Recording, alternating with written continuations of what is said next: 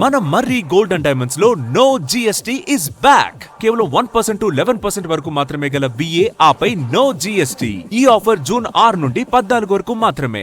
ఆంధ్రప్రదేశ్ లో వైసీపీ హయాం నాటి మద్యం రవాణా టెండర్ల కుంభకోణం కేసులో ఎన్ఫోర్స్మెంట్ డైరెక్టరేట్ ఈడీ కీలక నిందితులు రాజ్కేశ్ రెడ్డి, వాసుదేవరెడ్డిలను అరెస్ట్ చేసింది. హైదరాబాద్ సహా 5 చోట్ల విస్తృత సోదాలు చేసిన ఈడీ పలు కీలక ఆధారాలను స్వాధీనం చేసుకుంది.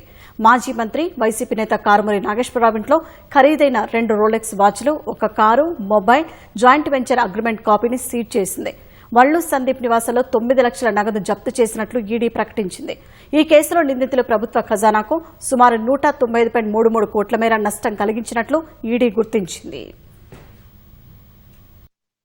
వైసీపీ హయాంలో మద్యం రవాణా టెండర్ల అక్రమాలపై ఎన్ఫోర్స్మెంట్ డైరెక్టరేట్ ఈడీ చర్యలు చేపట్టింది. సిట్ నమోదు చేసిన కేసు ఆధారంగా మరో కేసు నమోదు చేసిన ఈడీ అధికారులు ఉదయం నుంచి హైదరాబాద్ సహా మొత్తం 15 ప్రాంతాల్లో ఏకకాలంలో సోదాలు చేపట్టారు.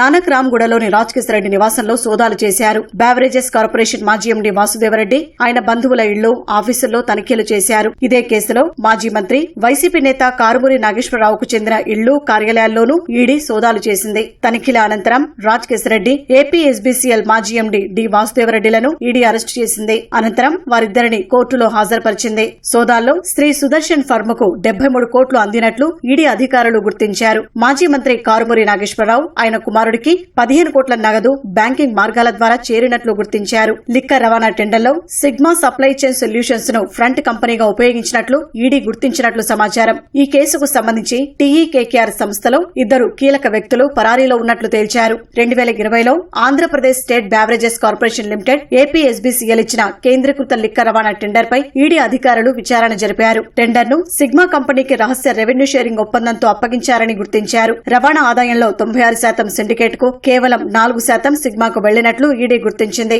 ఈ నేపథ్యంలోనే సోదాలు చేసి 2 నిందితులను అరెస్టు చేసింది.